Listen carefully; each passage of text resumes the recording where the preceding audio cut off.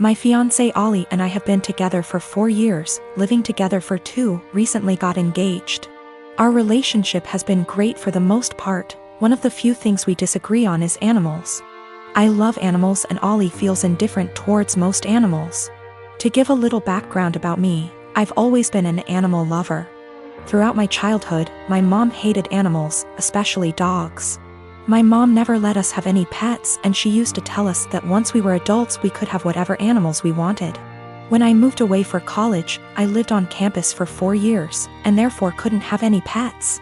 I've wanted a dog for as long as I could remember, but up until recently it wasn't in the cards for me to have a dog. Ollie and I currently live in a not-so-pet-friendly city for renters. I always lived in apartments that never allowed pets, even with a pet deposit. When Ollie and I met, I told her about wanting to get a dog someday. Ollie told me that she doesn't like a lot of dogs, but would be open to the right dog. This was in the very beginning of us meeting. I basically made it really clear that I will own a dog one day. Throughout our relationship, I would occasionally bring up wanting a dog. Ollie would remind me that our apartment doesn't allow for pets, which was true. Ollie and I agreed that once we moved into a place that allowed for pets, we would look into getting a dog. About 2 months ago, Ollie and I moved into a house just outside of the city we work in. The house is a good size for the 2 of us, plus extra. The landlord is pet-friendly, and the house has a huge, fenced-in yard. It's a much more residential area, and there's a dog park about 3 blocks from the house. On top of the house being perfect for a dog, I'm in a financial place where I can afford a dog. I make very good money and I don't have to travel for work. I'm mentally prepared for potential pet fees and other expenses for having people watch the dog. Since we're finally settled in the house, I decided to mention to Ollie again about going to the shelter and looking at the adoptable dogs. Only this time, Ollie didn't have an excuse for why we couldn't get one. After a few weak excuses, sometimes we go away, Ollie broke down and told me that she doesn't want a dog. In fact, she's never wanted a dog. She was hoping I would forget about my dreams of wanting a dog.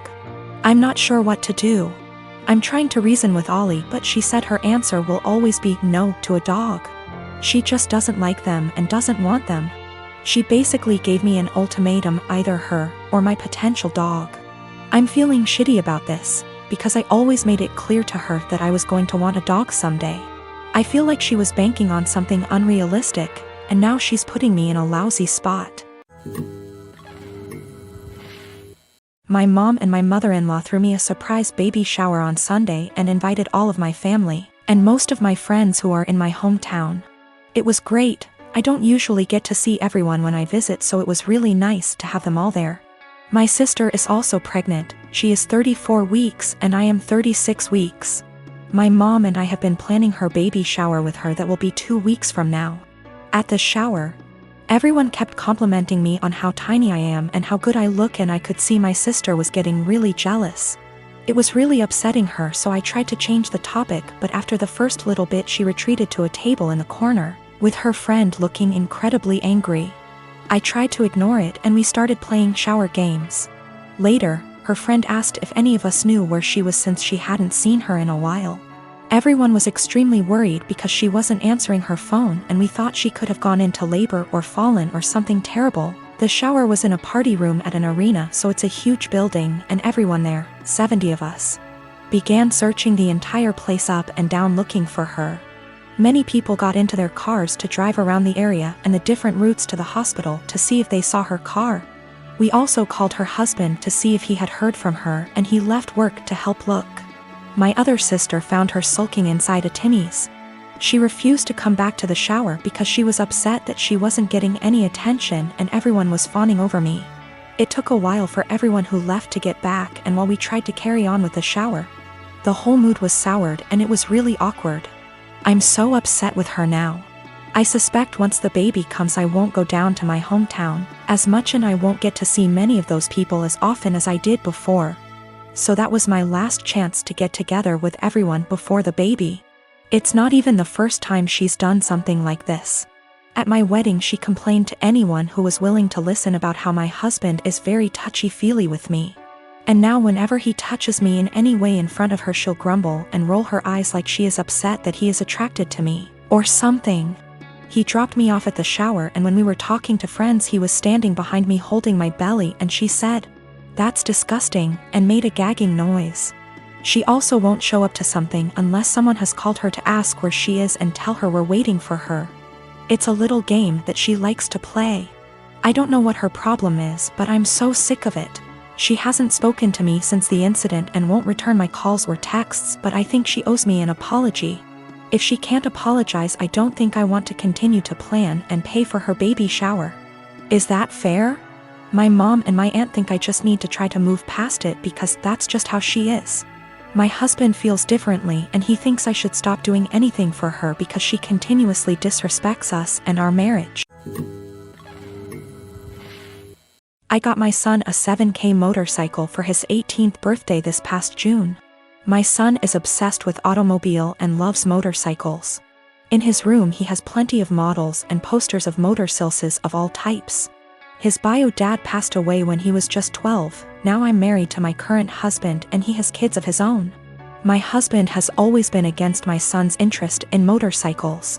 He thinks I'm encouraging him to be reckless, distracting him from school and by extension his future, and spoiling him and blowing away money by spending 7K on a motorcycle. This caused some tension between him and my son, so I told him to stop complaining about it. Around 2 weeks ago, my son's motorcycle went missing. We opened a police report, but nothing came out of it. It just disappeared. My husband had a smirk on his face the entire time, just walking around saying, "I told you so. You just wasted your money." This was unbearable to hear, to be quite honest. My mother-in-law visited few days ago. She was talking about the other house my husband owns and mentioned seeing a motorcycle. One that's similar to the one that we lost in my husband's carriage while she was cleaning it. She goes to clean that house weekly even though it's empty. My husband plans on giving it to his kids as inheritance.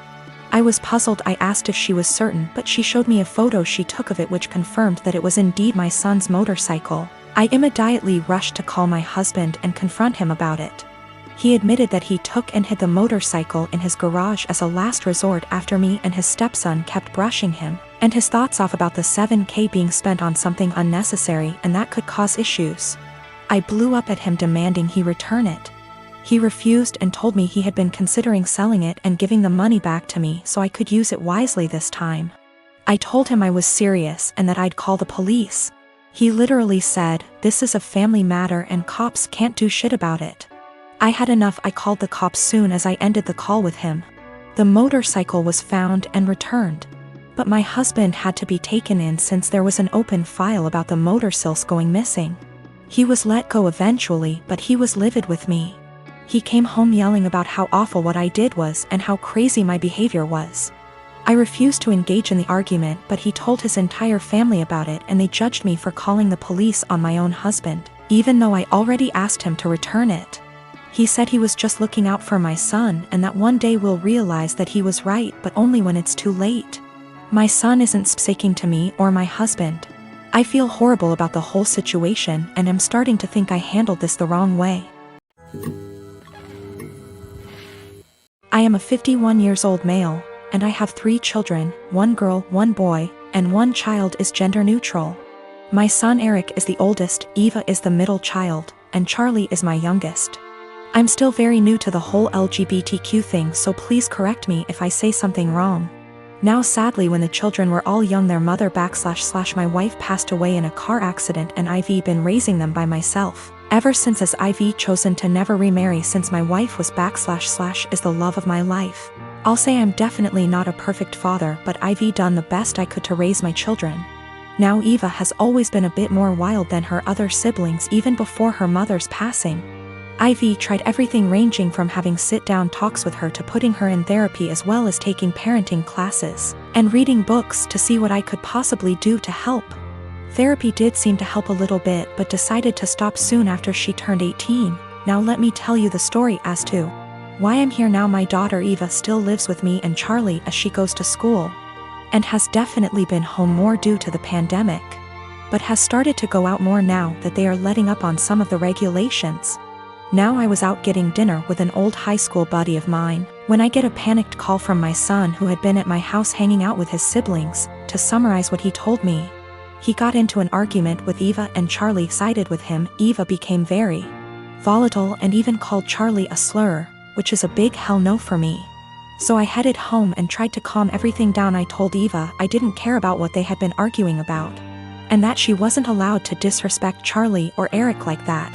Me and Eva ended up now being the ones to start arguing, but I soon shut it down when I realized it wasn't gonna help.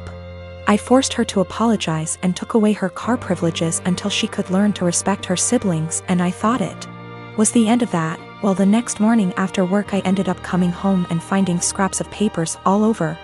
At first I didn't get it, but then soon found out that she cut up about half a dozen letters her mother had written me when I was much younger. I was livid. I know it was her because I have a couple cameras in my house. I just walked into her room and told her to get out. She was smug and rolled her eyes, but then I yelled, "Get the out of my house," and she realized I was serious. She was crying and screaming, but I had felt sorta numb at that point, and she left with a friend of hers. But now I feel like I was being too harsh, but I wanna stand my ground. She did know about the cameras, but they're really just there for my dog.